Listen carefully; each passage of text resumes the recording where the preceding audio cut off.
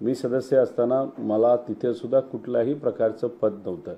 महाविकास आघाडी सरकार जेव्हा फॉर्म झाली तेव्हा इतर नेत्यांच्या जवळच्या लोकांना संधी दिली गेली, पण मला तिथं पद नव्हतं आणि आम्ही कधी तिथं कंप्लेंट केली नाही, कारण सुरुवात होते आणि त्यानंतर आम्ही सर्वजण संघर्षच करतो. आता अजितदादांनी तो निर्णय का घेतला, राजकीय दृष्टिकोनातून कदाचित तो चुकीचा दिसत असला तरी त्यांच्या पक्षामध्ये जर त्यांचे आमदार नाहीतर त्यांचे नेते हे कुठंतरी कुजबूज करत असतील, नाहीतर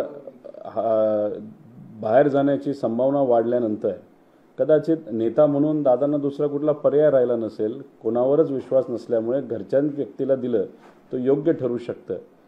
पण मग अजितदादांचं कुटुंब आता हे वेगळं कुटुंब आहे आणि आदरणीय पवार साहेबांच्या मार्गदर्शनाखाली हे जे कुटुंब आहे ज्याच्यामध्ये पवारही येतात आणि सर्व इतर लोक येतात, हे वेगळं कुटुंब आहे. त्यामुळे दोन्ही कुटुंबाला तुम्ही एकत्रित घेऊन कसं चालू शकता असं मला तरी वाटतं.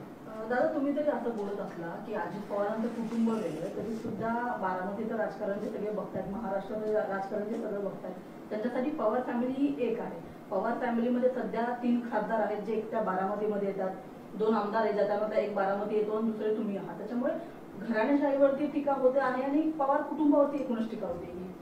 नाही तर टीका करणारे लोक कोण, तर सगळ्यात मोठी टीका करणारे व्यक्ती या देशामध्ये कोण असेल तर मोदी साहेब आहेत आणि देवेंद्र फडणवीस साहेब महाराष्ट्रामध्ये आहेत. आता मोदी साहेब एका बाजूला घराणेशाहीवर टीका करतात आणि दुसऱ्या बाजूला घरालाच फोडून घरातले नेते स्वतःकडे घेतात. आता विखे पाटील घ्या, विखे पाटील कुटुंब घ्या, पवार कुटुंब घ्या, आता मुंडे साहेबांचं कुटुंबसुद्धा तसं बघितलं तर राजकीय दृष्टिकोनातून अनेक लोक राजकारणात आहेत. त्याच्याचबरोबर इतरही कुटुंब आपण जर बघत गेलात तर सगळीकडे आपल्याला ह्याच गोष्टी तिथं दिसतील आणि सगळ्यात जास्त घराणेशाही असणारे नेते कोणाकडे असतील तर ते भाजपकडे आहे. त्यामुळे घराणेशाही हा विषय तेच काढतात आणि नेत्यांना सुद्धा तेच घेतात. त्यांच्या घरामध्ये सुद्धा त्यांच्या पक्षामध्ये सुद्धा घराणेशाही मोठ्या प्रमाणात आहे. त्यामुळे मला असं वाटतं की आज सत्तेत असणाऱ्या लोकांना कुठलाही इतर विषय दिसत नाही म्हणून परत एकदा पवार कुटुंबाला पुढं केलं जातं. आता आम्ही म्हणजे अजितदादा घर आणि पवारसाहेब आणि इतर यांच्यामध्ये राजकीय कलह तिथं झालेला आपण सर्वांनी बघितलेला. तिथं 2 उमेदवार होते. लोकांनी आदरणीय पवारसाहेबांच्या पाठीमागे भक्कमपणे उभा राहण्याची भूमिका तिथं घेतली. सुप्रियाताईंना निवडून घेतलं. त्यामुळे मग आता तुम्ही जेव्हा पदाच्या बाबतीत बोलता तेव्हा परत एकदा कुटुंबाला एकत्रित घेऊन बघणं हे कितपत योग्य आहे हे आपल्याला कुठेतरी विचार करावा लागेल. पण दादा, सुप्रियाताईंसुद्धा अनेकदा कार्यक्रमामध्ये असं बोलत असतात की राजकारण वेगळं जरी असलं तरी आम्ही कुटुंब म्हणून आम्ही सगळे एकच आहोत. त्याच्यामुळे मग तुमच्याच पक्षामध्ये 2 वेगवेगळी स्टेटमेंट येताना दिसतात. कसं आहे, लहानपणीपासून सुप्रियाताई आणि अजितदादा भाऊ बहीण म्हणून फार क्लोज राहिलेले आहेत. म्हणजे दादा श्रीनिवास काका असतील यांच्या आणि माझे वडील असतील आणि इतरही जे सर्व आहेत त्यांच्याबरोबर ते राहून सुट्ट्या आणि ह्या सगळ्या गोष्टी बघितल्यानंतर तर नक्कीच ज्या व्यक्तीने लहानपण हे ज्या लोकांबरोबर घालवलेलं आहे तर नक्कीच त्या बाबतीत त्या भावनिक असू शकतात आणि भावनेच्या भरामध्ये आपण कधी कधी काय गोष्टी बोलू जाऊ शकतो. त्यांचा नक्कीच भावनेच्या भरामध्ये प्रयत्न असतो कुटुंब एक राहावं. राजकीय दृष्टिकोनातून आपण बघितलं तर जेव्हा आपण आदरणीय पवारसाहेबांच्या विरोधात तिथं बोललं जातं नाहीतर एक राजकीय भूमिका तिथं घेत असतो आणि आपल्या भूमिकेवर सामान्य कार्यकर्ते पदाधिकारी जेव्हा अवलंबून असतात आणि भक्कमपणे भूमिका घेत आपल्या पाठीमागे उभे राहतात तेव्हा मला असं वाटतं की कुटुंब हा विषय तिथं येत नाही. जेव्हा राजकीय दृष्टिकोनातून आपण विरोध करतो तेव्हा तो विरोध व्यक्तिगत लेवलला सुद्धा जात असतो. फक्त आपला प्रयत्न एवढाच असतो की खालच्या लेवलला जाऊन कितीही कोण विरोधात असलं तरी त्या व्यक्तीच्या विरोधात काय आपण बोलू नये याची दक्षता नक्कीच आपण त्या ठिकाणी घेतली पाहिजे. अजित पवार गटांचे नेते छगन भुजबळ यांना राज्यसभा दिली नाही, त्यांना मंत्री व्हायचं होतं, त्याच्यामुळे ते नाराज झाले. संताप परिषदेचे त्यांच्या सदस्यांना त्यांनी बोलवलं आहे. याचा अर्थ त्यांच्यामध्ये आलबेल आहे आणि वरिष्ठ नेत्यांना त्या ठिकाणी मान मिळवून दिसते. त्या पक्षामध्ये बऱ्याच काही गोष्टी नॉर्मल आहेत असं वाटत नाही. अनेक लोक पक्ष सोडण्याचा विचारसुद्धा त्या ठिकाणी करत आहेत आमच्याही संपर्कात जे कुठले आमदार आहेत त्या सगळ्यांची भूमिका आहे की एकदा अधिवेशन होऊ द्या, अधिवेशनामध्ये फंड मिळू द्या आणि अधिवेशनाच्या काळामध्ये तिथे असणारे जे नेते आहेत, ज्याच्यामध्ये दादासुद्धा आहेत, आम्ही अधिवेशनाच्या आधी निर्णय घेतला तर दादांना फेस कसं करायचं. मग या सगळ्या कन्फ्युजनमध्ये अनेक आमदार म्हणतात एकदा अधिवेशन होऊ द्या, मग आम्ही योग्य असा निर्णय घेऊन जे कुठले चांगले आमदार आहेत, ज्यांनी कधीही कुठल्याही खालच्या लेवलला जाऊन साहेबांच्या विरोधात नाही तर विचाराच्या विरोधात तिथं भूमिका घेतलेली नाही, असे लोक विधानसभा झाल्यानंतर नक्कीच येतील असं वाटतं. भुजबळांबाबत तुमचं काय मत आहे की तुम्ही भुजबळांबाबत तुमचं काय मत आहे की ते तुमच्यासोबत येतील? कारण पवार साहेबांना ते जवळ व्हायचे परंतु आता अचानक दूर गेले असल्यामुळे त्यांची जी नाराजी आहे त्याचा फायदा तुम्हाला होईल? नाही, हे सगळे मोठे नेते आहेत. पवार साहेबांनी पूर्वीच्या काळामध्ये त्यांना संधी दिली, त्यांना ताकद दिली, मोठं केलं, स्वतःचं सुद्धा त्यांचं कर्तृत्व आहेच. आणि अशा परिस्थितीमध्ये मोठ्या नेत्यांचं करायचं काय हा पूर्णपणे निर्णय हा साहेबांचा तिथं असणार आहे. फक्त निर्णय घेत असताना आज निष्ठेने आपल्याबरोबर जे पदाधिकारी आणि कार्यकर्ते राहिले त्यांचा पहिला विचार केला गेला पाहिजे असं मला कार्यकर्ता म्हणून वाटतं. विधान परिषदेच्या 11 सदस्यांची मुदत संपत आहे. पुढील महिन्यात या संदर्भात इलेक्शन सुद्धा होणार आहे. तुम्ही आताच बोलताना म्हणलात की काही अजितदादा गटाचे आमदार आमच्या संपर्कात आहेत. जर त्यांची मदत तुम्हाला जर झाली आगामी काळामध्ये तर राष्ट्रवादी काँग्रेसला आगामी काळामध्ये विधान परिषदेचा एक सदस्य सहज निवडून देतो. या संदर्भात काय सांगाल? आकड्याचा खेळ आहे शेवटी आणि त्याचा फायदा नक्कीच तिथं होत असतो. अधिवेशन होऊन देऊ, त्यानंतर बरंच काय होणार आहे आणि त्या बरंच कायमध्ये जी महायुती आहे त्या युतीमध्ये सुद्धा काही प्रमाणात बिघाड होऊ शकतात असं अनेक लोकांचं मत तिथं झालेलं आहे. त्यामुळे अधिवेशन पुरतं फक्त आपल्याला थांबावं लागेल. फक्त या अधिवेशनामध्ये कर्जमाफी हा मुद्दा आम्ही प्रकर्षणालय त्या ठिकाणी घेणार आहोत आणि जे रोजगार युवांचे गुजरातला गेलेले आहेत ते परत एकदा आणण्यासाठी, नाही तर नवीन इन्व्हेस्टमेंट या राज्यामध्ये काय येते याच्यावर एक आम्ही चर्चा, आणि भ्रष्टाचार जो आरोग्य विभागामध्ये आणि इतर विभागामध्ये झालेला आहे तोही मुद्दे आम्ही तिथं आमच्या नेत्यांच्या मार्गदर्शनाखाली घेणार आहोत. तुम्ही जो दावा करत आहे की अधिवेशन नंतर आमच्यासोबत काही आमदार येतील, असे किती आमदारांची संख्या आहे की जे तुमच्या सध्या संपर्कात आहे आणि त्यांचा आकडा एक? नाही, सुरुवातीपासून आम्ही सांगितलेलं 18 ते 19 आमदार हे आपल्या संपर्कात आहेत. अधिवेशनच्या काळामध्ये बऱ्याच काही घडामोडी होत असतात, फंड दिला जातो, त्यामुळे सगळेच लोक अधिवेशन होऊन तिथे थांबतील आणि काही प्रमाणात ते लॉजिकल सुद्धा आहे. अधिवेशन झाल्यानंतर जे कुठल्या आमदारांना घ्यायचे आहे त्याचा पूर्णपणे निर्णय हे पवार साहेब, जयंत पाटील साहेब आणि इतरही आमचे मोठे नेते घेतील आणि त्याच्यामध्ये काही चांगले आमदार नक्कीच परत येतील असा आम्हाला विश्वास आहे. सर, केंद्रीय मंत्रिपदावरून कुठेतरी राष्ट्रवादी पक्षामध्येच आलबेल नसल्याचं पाहायला मिळतंय. खरं तर राज्यमंत्रीपद देण्यात येणार होतं प्रफुल्ल पटेलांना, त्यांनी ते नाकारलं आणि त्यानंतर आता राज्यसभेवरती सुनेत्रा पवार यांची निवड झाल्यानंतर केंद्रीय मंत्रिपदाचे त्यांचे बॅनर लागलेले होते आणि आता प्रफुल्ल पटेल म्हणतात की ज्यावेळेस मंत्रिपदाची केंद्रात संधी येईल त्यावेळेस मलाच संधी मिळेल असा त्यांचा विश्वास.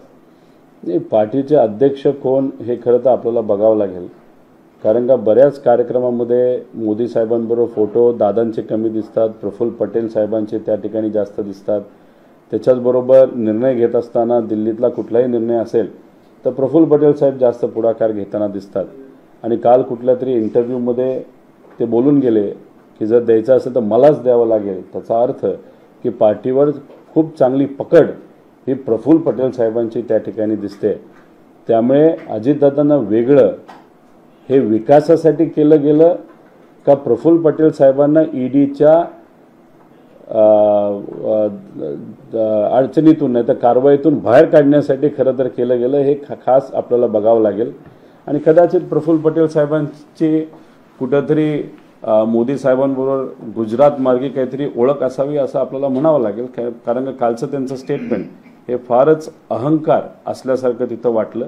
ठीक आहे, ती त्यांची पार्टी आहे, अजितदादा ते त्या ठिकाणी निर्णय घेतील त्याच्यात आमचा तरी हक्क नाही, पण लोकांना नक्कीच तिथं दिसायला लागलं आहे की भाजपली कोणाचं ऐकून ही पार्टी आणि कुटुंब फोडलेलं आहे.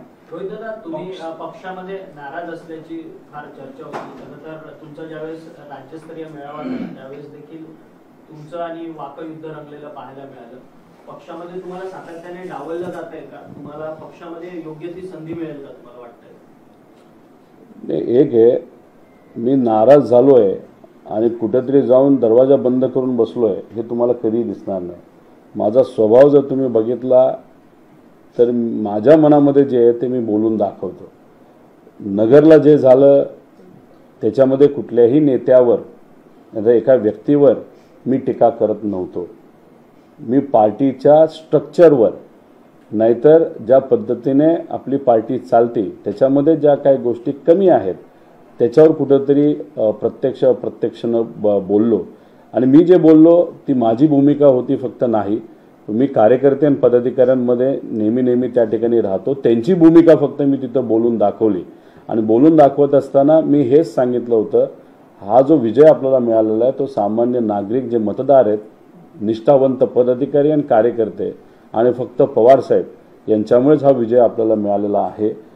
आणि नंतर मीडियावर जे काही चाललं की माझं आणि जयंत पाटील साहेबांचं, पण दोघांचं भाषण आपण जर बघितलं तर पाटील साहेबांनी सुद्धा हेच सांगितलेलं आहे की हा जो विजय झाला आहे नाही तर ही जी पार्टी आहे ती सामान्य लोकांची पार्टी आहे.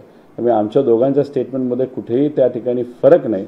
फक्त एकच आहे, लोकात आम्ही जेव्हा जातो, मी भेटत असतो, विदर्भात गेलो, समजा पश्चिम महाराष्ट्रात गेलो, कोकणात गेलो, नाही तर नाशिक त्या भागात गेलो तर तिथे गेल्यानंतर अनेक लोकांची इच्छा असते पार्टीला जुडायला. निर्णय घेणं हे फार महत्त्वाचं असतं. लगेच निर्णय घेणं पण तितकंच महत्त्वाचं असतं. 7 वर्ष पार्टीमध्ये तिथं काम करतोय. पद पार्टीचं कुठलंही माझ्याकडे नसल्यामुळे तिथं निर्णय घेणं हे कधी कधी अवघड होतं. आणि ही भूमिका आदरणीय पवारसाहेबांना त्या ठिकाणी मी बोलून दाखवलेली आहे. ती त्यांना मान्यसुद्धा आहे. येत्या काळामध्ये जयंत पाटील साहेब असतील, सुप्रियाताई असतील, आदरणीय पवारसाहेब असतील, जो कुठला निर्णय घेतील पदाच्या बाबतीत माझ्या बाबतीत मी तयार आहे. आणि जो विषय प्रमुख पदाच्या बाबतीत त्यात मी स्वतः इच्छुक नाही आहे, अजिबात नाही. कारण का त्याच्यामध्ये जयंत पाटील साहेब चांगलं काम करतच आहे. त्यांच्या मार्गदर्शनाने खाली काम करायचं आहे. पण काम करत असताना जो युवा, विद्यार्थी, अजून इतर जे काही सेल आहे त्याच्यामध्ये खऱ्या अर्थाने काम करण्याची जरूरत आहे. कारण का आम्ही जेव्हा इलेक्शनमध्ये तिथं फिरत होतो तेव्हा अनेक युवांना जुडायचं होतं. पण कुठंतरी आपली संघटना, युवा, विद्यार्थी आणि ह्याच्या बाबतीत जे काही काम केलं जातं त्यात कुठंतरी आपण कमी आहोत असं काही प्रमाणात आम्हाला वाटलं. म्हणून त्या क्षेत्रामध्ये मला काम करायला नक्कीच आवडेल हे मी साहेबांनाही बोलून दाखवलेलं आहे. आता आम्ही वाट बघतोय की त्या बाबतीत काय निर्णय तिथं घेतले जातील का. सगळे एकमताची गोष्ट या ठिकाणी पाहायला मिळते. रायगडचं प्रभारी पद देखील मध्यंतरी काढून घेण्यात आलं. त्यानंतर तुम्ही युवा संघर्ष यात्रा काढली, संवाद यात्रा काढली, असे अनेक यात्रा काढत तुम्ही वेळोवेळी प्रश्न जे आहेत ते या राज्यामध्ये उपस्थित केले. परंतु पक्षाकडनं आता तुम्हाला खरंच जबाबदारी मिळणार का असा प्रश्न निर्माण झालेला आहे. माझं एकच मत असतं की पद असलं काय नसलं काय, एखादा मुद्दा जर महत्त्वाचा असेल तर त्याच्यावर लगेच बोललं पाहिजे. आता नीटच्या बाबतीत भूमिका घेणं फार महत्त्वाचं आहे. पण पार्टी असेल नाही तर इतरही जे काही ठराविक नेते असतील त्यांनी नीटच्या बाबतीत कुठलीही भूमिका लगेच घेऊ शकले नाहीत. ती घ्यायला पाहिजे होती आणि ते आता घेत आहेत, ती चांगली गोष्ट आहे. त्यामुळे जेव्हा युवा संघर्ष यात्रा काढली होती तर युवांचे मुद्दे होते, शेतकऱ्यांचे होते, कष्टकऱ्यांचे होते. आणि मग हे जे काही मुद्दे आहेत जे सामान्य लोकांसाठी अतिशय महत्त्वाचे आहेत ते खऱ्या अर्थाने त्याच्यावर बोललं गेलं पाहिजे. पद असलं काय नसलं काय बोलणं हे फार महत्त्वाचं आहे. त्यातून मी तिथं बोलत होतो. पण त्याचा अर्थ असा नाही की पार्टीने तिथं सहकार्य केलं नाही. पण त्याच्यामध्ये आपण जर बघितलं तर मला असं वाटतं की येत्या काळामध्ये अजून ताकदीने आपल्याला विविध विषयामध्ये काम करावं लागेल. आणि पार्टीची साथ तर आहेच, ती अजून जर साथ जास्त चांगली मिळाली तर अजून प्रकर्षाने आपल्याला सामान्य लोकांचे मुद्दे हे हाती घेता येतील आणि मग ते येत्या काळामध्ये मार्गी लावता सुद्धा येतील असं वाटतं. युवकांना संधी मिळावी अशी तुमची भूमिका आहे. परंतु अनेक नियुक्त्या तुमच्या माध्यमातून युवकांना केल्या जातात, परंतु जयंत पाटलांकडून त्या नियुक्त्यावर निर्णय घेतले जात नाही आणि परस्पर दुसरे निर्णय घेतले जातात. याच्यामुळे असं वाटतं की पक्षाची जी दोर आहे ती तुमच्या हातात मिळाली नाही. पक्षाची दोर वगैरे आपल्या हातात कोणाला घ्यायची नाही, मलाही घ्यायची नाही. ती साहेबांच्या हातात होते. साहेब योग्य असे निर्णय तिथे घेतात. जयंत पाटील साहेब सुद्धा स्वतः पार्टी संघटनेमध्ये त्याच्यामध्ये ते लक्ष देत असतात. पण जेव्हा आता जनरेशन टू जनरेशनमध्ये थोडासा फरक तिथं पडत असतो. आम्ही थोडं स्पष्ट बोलणारी लोक आहोत. पार्टीला थोडा तरी नुकसान कुठं होत असेल तर ते आमच्यासारख्याला अजिबात पटत नाही आणि कुठल्याही नेत्याला ते पटत नाही. पण आम्ही ते बोलून दाखवतो. त्यामुळे आमचं असं मत आहे की पवार साहेबांच्या मार्गदर्शनाखाली येणाऱ्या विधानसभेमध्ये कमीत कमी 85 आमदार हे आपल्याला निवडून आणायचे आहेत. आणि एखाद्या आमदारकीमध्ये नाही तर विधानसभेमध्ये काही ठराविक पूर्वीची मैत्री असेल, पूर्वीच्या काही गोष्टी असतील, नाही तर चुकीच्या पद्धतीने जर एखादा सर्वे केला गेला असेल, त्यामुळे एखादा आमदार आणि निष्ठावंत व्यक्ती जर तिथं पडणार असेल नाही तर अडचणीत येणार असेल, नाहीतर एखाद्या निष्ठावंत व्यक्तीला सोडून जर दुसऱ्याला कोणाला संधी दिली जात असेल, त्या गोष्टी होऊ नये या भूमिकेमध्ये आम्ही सर्वजण आहोत. त्यामुळे त्याच्यामध्ये पेरेंट बॉडी जी आहे, जी आदरणीय जयंत पाटील साहेबांच्या मार्गदर्शनाखाली चालले, तिथं चांगलं काम करतच आहेत.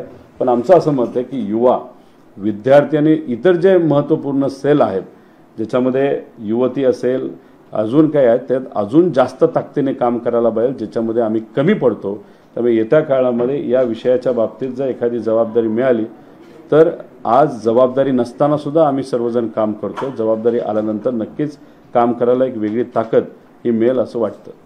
सर, तुम्ही वर्धापन दिनाच्या कार्यक्रमामध्ये 85चा नारा दिलेला होता. सध्या जी प्रेस कॉन्फरन्स झाली संयुक्त, त्याच्यानंतर एक असा अंदाज व्यक्त केला जातोय की राष्ट्रवादीच्या वाट्याला 80 ते 85 जागा येतील. तुमची काय मागणी असणार आहे पक्षाच्या वतीने की किती जागा राष्ट्रवादीला मिळाल्या? आमचं एकच मत आहे, निर्णय शेवटी आदरणीय पवार साहेब घेतील आणि त्यांच्याबरोबर उद्धव ठाकरे साहेब आणि राहुल गांधी साहेब आणि काँग्रेसचे सर्व नेते तिथे घेतील. पण आमचं मत आहे की लोकसभेला जर आपण मोठं मन दाखवून काँग्रेसला आणि उद्धव ठाकरे साहेबांना तिथं मोठ्या प्रमाणात जागा दिल्या असतील तर त्यांनी मोठं मन दाखवून विधानसभेला शरदचंद्र पवार राष्ट्रवादीला जास्त जागा तिथं द्यावेत. शेवटी तो निर्णय त्यांचा आहे. पण कार्यकर्ता म्हणून आमचं मत असेल की कमीत कमी 85 आमदार निवडून आणण्याची संधी पवारसाहेबांनी आम्हाला सुद्धा दिली पाहिजे. आणि तसंच महाविकास आघाडीला शरदचंद्र पवार साहेबांचे जे पक्ष आहे त्याला सुद्धा त्यांनी देत असताना जास्तीत जास्त जागा दिल्या पाहिजे असं आम्हाला वाटतं. सध्या देशांमध्ये ईव्हीएमचा मुद्दा फार गाजत आहे. आंतरराष्ट्रीय स्तरावर याची दखल घेतली आहे. एलन मस्कने म्हटलं आहे की दावा केला आहे की ईव्हीएम हॅक होऊ शकतात आणि ईसीआय म्हणजे इलेक्शन कमिशन ऑफ इंडिया म्हणतात की होत नाही. नेमकं तुम्हाला काय वाटतं, कारण तुम्ही फार त्या गोष्टी जवळून बघितल्या? सरकारचं आणि इलेक्शन कमिशनचं काम आहे की जी कुठली मतदानाची प्रक्रिया आहे त्याच्यामध्ये कन्फ्युजन नसावं, संभ्रम नसावा. एलॉन मस्क हा जगातला आर्टिफिशियल इंटेलिजन्स रोबोटिक्सवर काम करणारा सगळ्यात मोठा माणूस नाही तर व्यावसायिक आहे. त्यांनी अशा प्रकारे जर स्टेटमेंट केलं असेल तर संभ्रम हा लोकांमध्ये त्या ठिकाणी निर्माण होणार म्हणजे होणार. आणि इलेक्शन कमिशन आणि सरकारची जबाबदारी हा संभ्रम काढायचा. त्यामुळे आमचं असं मत आहे की येत्या काळामध्ये आणि लवकरात लवकर त्यांनी दिलेलं स्टेटमेंट ते काय आहे, कशा पद्धतीने काही गोष्टी मॅन्युप्युलेट केल्या जाऊ शकतात आणि त्याची एक ट्रायल, त्याचा एक इतर जे मित्र पक्ष असतील म्हणजे जे इंडिया आघाडीचे असतील त्यांना विश्वासात घेऊन ही सगळी प्रक्रिया कशी पारदर्शक आहे हे एकदा परत दाखवून द्यावी लागेल. गेल्या वेळेस हे करण्याचा प्रयत्न केला गेला होता पण त्याच्यामध्ये इतक्या अटी टाकल्या होत्या की आपल्यातले जे कुठली नेते असतील नाही तर जे कोणी तज्ज्ञ तिथे गेले त्यांना साधं मशीनला हात सुद्धा लावता आला नव्हता. त्यामुळे अशा प्रकारे गोष्टी न ठेवता क्लिअरली एक चांगली पारदर्शक सिस्टम आहे का आणि हे टेस्टिंग पण त्या ठिकाणी झालं पाहिजे. आणि हे जे कन्फ्युजन निर्माण झालेलं आहे एलॉन मस्कच्या नंतर आणि याच्या आधी सुद्धा होतं ते पुढच्या काही दिवसांमध्ये क्लिअर कसं होईल या बाबतीत एनडीएच्या सर्व घटक पक्षांनी सुद्धा, इंडियाच्या घटक पक्षांनी सुद्धा आणि सर्व तज्ञांनी मिळून लोकांच्या मनातलं हे संभ्रम काढायला पाहिजे म्हणजे पाहिजे. आणि शेवटी ईव्हीएम काय तर ईव्हीएम एक टेक्नॉलॉजिकल एक डिव्हाइस आहे आणि डिव्हाइस जर टेक्नॉलॉजीचा असेल तर त्याच्यामध्ये काही करता येईल. पण जे काही करता येत असेल तरी ते टेस्टिंग करणं महत्त्वाचं आहे. उत्तर पश्चिम मुंबईची निवडणुकीवरतूनच हा सगळा किस्सा सुरू झालेला आहे ईव्हीएमच्या संदर्भातला. त्या सगळ्या संदर्भात वनराई पोलीस स्थानकामध्ये रवींद्र वायकर यांच्या जवळच्या व्यक्तीवरती गुन्हा देखील दाखल झाला आहे. मोबाईल देखील जप्त केलेला आहे. तो सायंटिफिक रिसर्चसाठी तो मोबाईल देखील घेऊन गेलेला आहे. संजय राऊतांनी 2 पोलीस अधिकाऱ्यांवरती या सगळ्या संदर्भात घेरलेला आहे. या सगळ्या निकालाकडे कसं पाहता? संशयास्पद निकाल नाही का? ज्या पद्धतीने 2दा अमोल कीर्तीकर यांना विजयी घोषित केल्यानंतर पुन्हा बॅलेटच्या सगळ्या मतपत्रिकेची मोजदाद करून 48 मतांनी रवींद्र वायकर विजयी झाले. तुम्ही जर खोलात गेला तर त्याच्यामध्ये तुम्हाला असंही कळेल की काय मशीन काय लपून ठेवल्यात गेल्या होत्या, त्याच्यामध्ये बरंच काही झालेलं आहे. आता विषय एवढाच आहे की मोबाईल टेस्टिंग आणि इन्व्हेस्टिगेशन करण्यासाठी कोणाला दिलाय याचा एक अभ्यास करावा लागेल. बारामती लोकसभा मतदारसंघामध्ये आम्ही जेव्हा PDCC बँकमध्ये काही चुकीच्या गोष्टी रात्रीच्या वेळेस चालू आहे असं जेव्हा बोलत होतो तेव्हा इलेक्शन कमिशनने नोटीस पाठवली असली तरी इलेक्शन कमिशनकडे अख्खा व्हिडिओ आहे, पण आता आम्ही तो व्हिडिओ मागतोय पण आम्हाला ते व्हिडिओ त्या ठिकाणी देत नाही. त्यामुळे मोबाईल हा टेस्टिंगला घेऊन गेला असला तरी त्याचं पुढं काय होणार आणि इलेक्शन कमिशन खऱ्या अर्थाने ट्रान्सपरंट पद्धतीने त्याच्यावर कारवाई नाही तर इन्व्हेस्टिगेशन करेल का, हा एक खूप मोठा प्रश्न आमच्यासारख्याला वाटतो. कारण इलेक्शन कमिशन नावापुरती कारवाई तिथं करतं, एखादी नोटीस पाठवतं, पण पुढं त्या बाबतीत काहीच होत नाही. त्यामुळे मग शिवसेना उद्धव ठाकरे साहेबांचा जो पक्ष आहे त्यांनी सगळ्यांनी मिळून त्या बाबतीत जरा खोलात जेवढं जास्त जाता येईल तेवढं गेलं पाहिजे. आणि एक केस म्हणून, केस स्टडी म्हणून एक कसं घडलं, काय गोष्टी घडल्या असतील ह्याच्या खोलामध्ये गेल्यानंतर मला असं वाटतं की एलॉन मस्कच्या प्रश्नाला सुद्धा उत्तर हे कदाचित मुंबईची ही वायकरांची जी सीट आहे आणि तिथं घडलेल्या सगळ्या ज्या गोष्टी आहेत ते नक्कीच उत्तर देतील असं मला वाटतं. त्यामुळे याला एक स्पेशल केस म्हणून इन्व्हेस्टिगेशन हे केलं पाहिजे आणि याची मागणी हे सर्व घटक पक्ष जे इंडियाचे त्यांनी तिथं करावी. पवार साहेबांनी मुख्यमंत्र्यांना एक पत्र लिहिलं की पुणे जिल्ह्यातील सिंचन प्रश्न आणि पाणी प्रश्न मार्गी लावण्यासाठी मुंबईमध्ये मुख्यमंत्री आणि 2 उपमुख्यमंत्र्यांसमवेत बैठक लावण्याची विनंती केलेली आहे. कसं बघता? दुसरीकडे पाहायला गेलं तर राज्याला पाठीमागच्या 1 महिन्यापासून कृषी आयुक्त सुद्धा नाही, सध्या खरीपाचा हंगाम चालू आहे, बोगस बियाणे निघत आहे. अहो, या महाराष्ट्रामध्ये कृषी विभाग आहे का असा प्रश्न कुठेतरी पडायला लागलेला आहे. विम्याचा पैसा हा दुष्काळाच्या काळामध्ये लोकांना मिळावा यासाठी आम्हाला भांडावं लागलं. अधिवेशनामध्ये 2दा हे मुद्दे मांडले, तिथं असणाऱ्या अधिकाऱ्यांशी आम्ही बोललो, इन्शुरन्स कंपनीशी आम्ही बोललो आणि आत्ता पावसाळा सुरू झाल्यानंतर कुठं कुठं थोडे पैसे त्या ठिकाणी मिळायला लागलेत. त्याच्याचबरोबर आम्ही हेही म्हणत होतो की आपल्याला कुठंतरी चारा डेपो करावा लागेल, कारण शेतकऱ्यांना तिथं ओला चारा मिळत नव्हता. शेतकरी हे कुठंतरी जनावरांना विकत होते, दूध परवडत नाही, तरी या विभागातल्या सर्व नेत्यांनी नाहीतर तिथं असणाऱ्या अधिकाऱ्यांनी सामान्य शेतकऱ्याकडे दुर्लक्ष केलं. आता ब्लॅकमध्ये बियाणं विकलं जाते. पाऊस चांगला झाला पण आता बियाणं मिळत नाही. आता बियाणं समजा रेट 1200 रुपये असेल तर 1800 ते 2000 रुपयाला बियाणं दिलं जातं आणि त्याच्यामध्ये दुर्दैव असं की खोट्या क्वालिटीचं नाही तर खराब क्वालिटीचं बियाणं हे आता शेतकऱ्याला त्या ठिकाणी मिळतंय, पण त्या बाबतीत बघायला कुणी नाही. आणि दुष्काळ जेव्हा आपण जाहीर करा असं म्हणत होतो, अख्ख्या महाराष्ट्रात जाहीर करा असं आपण जेव्हा सांगितलं होतं, 41 तालुक्यामध्ये जाहीर झालं, ती यादी केंद्र सरकारकडे गेली.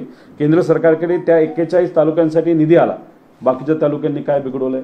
मग राज्य सरकार जर SDRF कटच्या अंतर्गत या सर्व तालुक्यांना जर निधी देणार होतं तर मग अजूनपर्यंत निधी का दिला गेला नाही? का विधानसभेच्या इलेक्शनसाठी तुम्ही ठेवलेला आहे? त्यामुळे हे सगळे मुद्दे आहेत. आणि पवार साहेबांनी जे पत्र लिहिलं त्याच्यामध्ये जर तुम्ही सगळ्या योजना बघितल्या तर पवार साहेबांनी त्या काळामध्ये 25 वर्षांपूर्वी त्या मंजूर केल्या होत्या. दुर्दैव असं की नंतरच्या काळामध्ये जो विस्तार आणि ते ज्या पद्धतीने त्या चालायला पाहिजे होत्या त्या चालल्या नव्हत्या. आणि जेव्हा प्रचारासाठी पवारसाहेब जेव्हा तिथं लोकांशी बोलत होते, लोकांनी सांगितलेल्या मुद्द्यावर आणि सुप्रियाताईंनी पण त्या विषयावर अनेक प्रश्न मांडले होते, तर एकत्रित करून पवारसाहेब तो मुद्दा हा मुख्यमंत्री साहेबांबरोबर घेणारे. आता वाट फक्त एवढीच आहे की वेळ कधी मिळते आणि त्या योजनेला तिथं असणाऱ्या लोकांना आणि शेतकऱ्याला योग्य असा न्याय मिळेल अशी आमच्या सगळ्यांची अपेक्षा आहे. आणि तिथं त्या बैठकीत सुद्धा पवारसाहेबांच्या समोर सुद्धा आम्ही मांडलेलं आहे कर्जमाफी शेतकऱ्यांची यंदा ही झालीच पाहिजे, कारण का शेतकरी आर्थिक अडचणीमध्ये खूप मोठ्या प्रमाणात अडकलेला आहे. शिक्षण मंत्र्यांच्या सिंधुदुर्गामध्ये शिक्षकांची संख्या फार कमी आहे, त्या ठिकाणी विद्यार्थ्यांची संख्या कमी आहे. ज्या राज्यांमध्ये ज्या जिल्ह्याचा शिक्षण मंत्री आहे त्याच ठिकाणी शाळांची फार मोठी दयनीय अवस्था पाहायला. अहो, ज्या जिल्ह्याचे ते नेते आहेत नाहीतर ज्या जिल्ह्यातून ते निवडून आलेत, ज्या मतदारसंघात, तिथं तर वाईट परिस्थिती आहेच. पण मला असं कळतंय की कोल्हापूर का कुठल्या तरी भागामध्ये ते पालकमंत्री सुद्धा होते का आहेत आणि तिथं सुद्धा अतिशय वाईट परिस्थिती आहे. आणि फक्त या जिल्ह्यांपुरती नाही तर अख्ख्या महाराष्ट्रामध्ये अतिशय हालाकीची परिस्थिती आहे. आता जी काही शिक्षक भरती चालू करा आम्ही म्हणत होतो, 65,000ची रिक्वायरमेंट आहे, रेशोप्रमाणे 55,000 भरती व्हायला पाहिजे होती, त्यांनी 21,000ची भरती तिथं केली, ती सुद्धा पूर्ण अजून झालेली नाही. आणि त्याच्याचबरोबर इन्फ्रास्ट्रक्चर आणि ह्या सगळ्या विषयाकडे बघितलं तर मंत्री महोदयांचं लक्ष हे गणवेश आणि बूट खरेदीकडे आहे, पण कुठेही टॉयलेट बांधणं, इन्फ्रास्ट्रक्चर इम्प्रूव्ह करणं, क्वालिटी एज्युकेशन देणं, ट्रेनिंग देणं, शिक्षक भरती होणं, प्राध्यापक भरती होणं याच्याकडे कुठेही त्यांचं लक्ष दुर्दैवाने नाही. त्यामुळे जे आज मंत्री आहेत त्यांनी ज्या गेल्या 2-2.5 वर्षामध्ये ज्या प्रकारचं दुर्लक्ष शिक्षण विभागाकडे केलंय असंच म्हणावं लागेल की आत्ता जी मुलं शाळेमध्ये शिकतायत त्यांचं भवितव्य खऱ्या अर्थाने धोक्यात जर कोणी आणलं असेल तर या सरकारली आणि या सरकारमध्ये असणाऱ्या मंत्र्यांनी आणलेलं आहे. दादा, आषाढी वारी आता सुरू होणार आहे आणि 2 दिवसांपूर्वी मुख्यमंत्र्यांच्या उपस्थितीत सगळी आषाढी वारीची बैठक संपन्न पडली. त्या बैठकीमध्ये खरं तर एक निर्णय घेण्यात आला की प्रत्येक दिंडीला आता 20,000 रुपये जे आहेत ते मदतीचा निर्णय जाहीर करण्यात आला. परंतु या सगळ्या निर्णयाला जो आहे तो वारकरी संप्रदायातून विरोध होताना आपल्याला पाहायला मिळतो. प्रशांत महाराज मोरे देहूकर त्यांनी या सगळ्या 20,000 रुपये जे पैसे देऊन दिंडीला पैसे देऊन आर्थिक मदत होणार आहे ह्याला कुठेतरी विरोध आहे. त्यांचा म्हणे की संपूर्ण भक्तिमय वातावरणाला कुठेतरी आर्थिकीकरण देण्याचं जे काम आहे ते सरकारकडनं केलं जातं. सरकारला असं वाटतं की पैसा दिला की विषय संपेल, इलेक्शनमध्ये पैसा वाटला की आपला उमेदवार निवडून येईल. त्यामुळे आता कुठंतरी सरकारमध्ये असणाऱ्या सर्व नेत्यांना पक्षाला कळालेलं असेल की पैसाच सर्वस्व नसतं, माणुसकीसुद्धा महत्त्वाची असते. वारीमध्ये चालणारे जे लोक आहेत ते सर्वसामान्य शेतकरी आहेत. त्या शेतकऱ्यांचं वाटोळं या सरकारने तर केलंच आहे.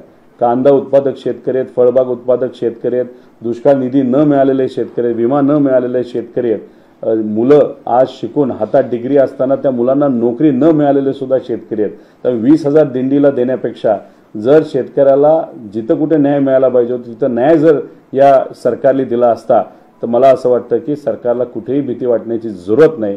पण झालंय असं की येणाऱ्या इलेक्शनमध्ये म्हणजे लोकसभेला फटका या सरकारमध्ये असणाऱ्या सर्व नेत्यांना पक्षाला बसलाच आहे आणि ती भीती मनामध्ये ठेवून विधानसभेला आपल्याला कुठेतरी मदत या सर्व वारकरी संप्रदायाची व्हावी या भूमिकेतून हे 20,000 रुपये दिले असतील. त्याचा अर्थ की वारकरी संप्रदायामध्ये असणाऱ्या लोकांना नाहीतर त्यांच्या भावनेबरोबर खेळण्याचा प्रयत्न सरकार करते, नाहीतर मतं विकत घेण्याचा प्रयत्न सरकार करते. ह्याच्यापेक्षा जिथं कुठं ही वारी जाणार आहे तिथं चांगली सुविधा, नियोजन, पावसापासून त्यांना कसं आपल्याला वाचवता येईल याचं नियोजन सरकारकडनं हे केलंच जातं. ते फक्त शहाण्यासारखं नीट करा, त्यात कुठलाही पैसा न खाता या सरकारने करावं एवढंच विनंती या ठिकाणी करतो. आणि पैसे देण्यापेक्षा सुविधा देणं हे जास्त महत्त्वाचं आहे. आणि जी लोक चालतात त्यांच्यासाठी काहीतरी योग्य असं धोरण ज्या ज्या विषयावर नाही तर ज्या व्यवसायावर ते अवलंबून आहे ते योग्य धोरण करणं सरकारकडनं जास्त अपेक्षित आहे. शेवटचा प्रश्न पारिवारिक आहे. काय सांगाल, काल खरं तर फादर्स डे होता, तुम्ही फेसबुक पोस्ट केली होती की आपल्या संघर्षाच्या काळात उभा राहणारा व्यक्ती म्हणजे बाप माणूस. आज त्यांचाच वाढदिवस आहे राजेंद्र दादा. आज सुद्धा तुम्ही एक सुपर हिरो म्हणून पोस्ट केलेली आहे, काय सांगाल? नाही आहे ना, कधी टीव्ही समोर येत नाहीत, मीडिया समोर येत नाहीत, बॅकग्राऊंडला राहून मला मार्गदर्शन माझे वडील करत असतात, माझी आई करत असते. आणि मग अशा परिस्थितीमध्ये जेव्हा मला असं वाटतं की नाही आता कुठंतरी मी कमी पडतोय नाही तर मी थोडंसं असं म्हणतो ना नैराश्यामध्ये जातो, तेव्हा माझे वडील मला तिथं पाठिंबा देतात, पुढे आणतात, जे काही मला मार्गदर्शन करतात ते करतात. त्यामुळे ते बाप माणूस आहे आणि त्यांच्या मार्गदर्शनाखाली आजपर्यंत मी काम केलं, याच्या पुढेही मी त्या ठिकाणी करेल. आणि अशाच बाप माणसांचा पाठिंबा असल्यामुळेच पुढची पिढी ही पुढे जात असते. त्यामुळे मी आपल्या सर्वांच्या माध्यमातून एक तर काल फादर्स डे होता, त्या फादर्स डेसाठी माझ्या वडिलांना शुभेच्छा देतो आणि आज त्यांचा वाढदिवस आहे, त्यांच्या वाढदिवसानिमित्त सुद्धा त्यांना शुभेच्छा. अशाच पद्धतीने आपण माझ्या पाठीमागे भक्कमपणे उभा राहा आणि तुमच्या या ताकदीमुळे तुमच्या आशीर्वादामुळे जे आजपर्यंत जे काही झालंय ते उद्याही होण्याची क्षमता माझ्यात तुमच्याकडे बघितल्यानंतर येते. आशीर्वाद असू द्या एवढंच या ठिकाणी सांगतो. महाराष्ट्रामध्ये राजकीय पक्ष फुटले आणि संख्या वाढली राजकीय पक्षांची. आता संजय पांडे जे माजी पोलीस आयुक्त आहेत त्यांनी तोही त्यांचा विचार आहे की आता पक्ष काढायचा आणि विधानसभा निवडणूक काढायची. नाही, ज्याने कोणी पक्ष जे काय काढायचे काढा, फक्त एकच आहे की व्यक्ती निवडून आणण्यासाठी पक्ष काढा, मतविभाजन व्हावं यासाठी पक्ष काढू नये. महाराष्ट्रामध्ये आणि देशामध्ये झालं असं की उमेदवार उभे का राहतात तर काही लोकांना खऱ्या अर्थाने निवडून यायचं असतं आणि काही लोकांना मतं खायची असतात. त्यामुळे मतं खाणारे जे पक्ष आहेत आणि जे कोणी नेते आहेत ते आता लोकांना कळलेले आहेत. त्यामुळे ज्याला कोणाला काढायची ही लोकशाही आहे. फक्त उमेदवारांना निवडून आणण्यासाठी तुम्ही राजकारणात या, दुसऱ्याला पाडण्यासाठी नाही तर मतं खाण्यासाठी येऊ नका एवढीच विनंती या ठिकाणी एक कार्यकर्ता म्हणून मी करेन. सर, नितीश राणे आता पत्रकार परिषद घेत आहेत. ते म्हणतात की रोहित पवार स्वतः अजित पवारांच्या संपर्कात आहेत आणि मंत्रिपदासाठी ते फिल्डिंग लावत आहेत असं ते म्हणतात. मला माहित नाही की काय नाव तुमचं, नितेश राणेंना कदाचित मोदी साहेबांनी फोन केला असावा नाही तर शहा साहेबांनी फोन केला असावा. कारण का पलीकडे असणाऱ्या लोकांना असं वाटतंय की मी यांच्या संपर्कात आहे, त्यांच्या संपर्कात आहे. बरं कुणी म्हणालं नाही की मी ट्रम्पच्या पण संपर्कात आहे. आता याच्यामध्ये त्यांना असं वाटत असेल की मी आज त्यांच्याकडे येईल आणि मंत्री बनेल, तर मला असं वाटतं की त्यांना राजकारण कळतच नाही. आता एखादी बोट जर डुबत असेल नाही तर डुबणार असेल, एखादं जे काही सरकार असेल ते 6 महिनेच राहणार असेल आणि ती सरकार परत कधीच येणार नाही, अशा सरकारमध्ये मी जर जाऊन मंत्री होणार असेल तर मी काय 6 महिन्यासाठी राजकारणात आलेलो नाही. आणि मी विचार टिकवण्यासाठी, जपण्यासाठी आणि दीर्घकालीन राजकारण करण्यासाठी राजकारणात आलेलो आहे. त्यामुळे नितीश भाऊ, माझं उलट म्हणणं आहे की तुम्ही सुद्धा त्या बोटीत आहात, कपडे तुम्ही सुद्धा शिवलेले आहेत. मंत्रिपद कदाचित तुम्हाला आत्ता मिळेल, पण ते 4 महिन्यासाठी मिळेल. 4 महिन्यानंतर तुम्हाला एवढंच कळेल की तुम्हाला जो पगार मिळतो नाही तर पेन्शन मिळतं त्याच्यामध्ये थोडीशी वाढ झाली, त्याच्या पलीकडे काही होणार नाही. जर दीर्घकालीन राजकारण करायचं असेल तर ज्या पक्षामध्ये तुम्ही आहात तो पक्ष कदाचित तुम्हाला तो सोडावा लागेल. आत्ताच निर्णय घ्या, या बाजूला या आणि एकत्रित आपण दीर्घकालीन सामान्य लोकांचं राजकारण करावं लागेल. फक्त तुमच्या भूमिकेमध्ये थोडा बदल करावा लागेल. तुम्ही मुद्द्यावर बोलत नाही, सामान्य लोकांवर बोलत नाही, युवांवर बोलत नाही, शेतकऱ्यांवर बोलत नाही, गरीब व्यक्तींवर बोलत नाही. तुम्ही जे काय बोलता फक्त फडणवीस साहेबांना खुश करण्यासाठी बोलता. ती फक्त सवय तुम्हाला बदलावी लागेल आणि ती बदलायची असेल आणि तुम्ही तो निर्णय घेतला तर आमच्याकडे नक्कीच तुमचं स्वागत आहे. पण सामान्य लोकांसाठी आपल्याला काम करावं लागेल आणि त्याची जर तयारी असेल तर नक्कीच उद्याच आपण या एकत्रित काम करू. दादा राष्ट्रवादी काँग्रेस पक्ष शरदचंद्र पवार पक्षाचं जर प्रदेश अध्यक्षपद रिकामं होतंय तर तुमची तयारी आहे का? होणारच नाही. जयंत पाटील साहेबच तिथं प्रदेशाध्यक्ष तिथं राहणार आहेत. त्यांच्या मार्गदर्शनाखाली आमच्यासारख्या लोकांना काम करण्याची संधी जर मिळत असेल पदासकट तर नक्कीच ती आवडेल. आता ते कुठलं पद हे साहेब आणि नेतेच त्या ठिकाणी ठरवणार आहेत. सर, हिंदी वाले ने प्रश्न विचारा है कि आपका जो अधिवेशन हुआ है उसके बाद कितने विधायक आपके संपर्क में आए हुए हैं? मैं पहले से ही बोल रहा हूँ कि हमारे संपर्क में 18 से 19 विधायक है. और दूसरी बात, जब अधिवेशन होने जा रहा है तब उस विधायकों को वहाँ पे निधि या फंडिंग मिलने वाला है. अभी अगर विधायक आ जाएंगे तो फंडिंग उनको नहीं मिलेगा. तो जैसे ही अधिवेशन खत्म हो जाएगा उसके बाद जो विधायक हमारे संपर्क में है और जिनको लेना है वो हमारे नेता आदरणीय पवार साहब वो निर्णय लेंगे. तो उनका निर्णय अधिवेशन के बाद लिया जाएगा. और मुझे तो लगता है कि अधिवेशन के बाद ये सरकार भी टिकेगा कि नहीं टिकेगा ऐसा प्रश्न निर्माण हुआ है, क्योंकि महायुति अधिवेशन के बाद टिकेगी ऐसा हम सबको नहीं लगता. दादा, लोकसभा निवडणुकीमध्ये बारामती लोकसभा मतदारसंघ फार चर्चेत राहील. विधानसभा निवडणुका येऊ पाहत आहेत, परत बारामती चर्चेत आहे असं म्हणताय. माझं असं मत आहे की आता महाराष्ट्र चर्चेत राहणार आहे. कारण का मोदी साहेब असतील नाहीतर बीजेपी यांना खऱ्या अर्थाने कुणी धडा शिकवला असेल तर तो महाराष्ट्राला शिकवला आहे आणि उत्तर प्रदेशला शिकवलेला आहे. त्यामुळे एखादं सीट चर्चेत राहणार नाही, अख्खा महाराष्ट्र त्या ठिकाणी चर्चेत राहील. आणि परत एकदा स्वाभिमानी महाराष्ट्राची जनता ही बीजेपीला दाखवून देईल की पैसा, अहंकार हे महाराष्ट्राच्या लोकांसाठी अतिशय फालतू गोष्ट आहे. त्यामुळे महत्त्वाचं काय की सामान्य लोकांच्या हिताचे निर्णय आणि स्वाभिमान आणि महाराष्ट्र धर्म हेच या इलेक्शनमध्ये सामान्य लोक हे दिल्लीला सुद्धा दाखवून देतील आणि भाजपला सुद्धा योग्य असा चपडाक लोकशाहीच्या माध्यमातून देतील असं वाटतं. दादा, ईव्हीएम ह्या करू शकता का? Maharashtra times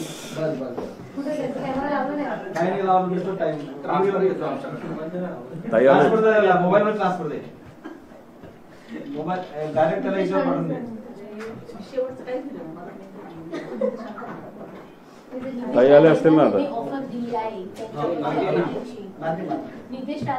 with conditional offer. Come on guys, hurry up. अरे सुन ना, एक ब्रेक ले लेते हैं. Guys, I am telling you, तुम लोगों को सही से ट्रैकिंग नहीं आता. But that's okay, you can learn. रोज का ढक्कन देना. ये रेड वाला है, सही वाला देना. अबे ढक्कन, पहले तो सही पानी पीना.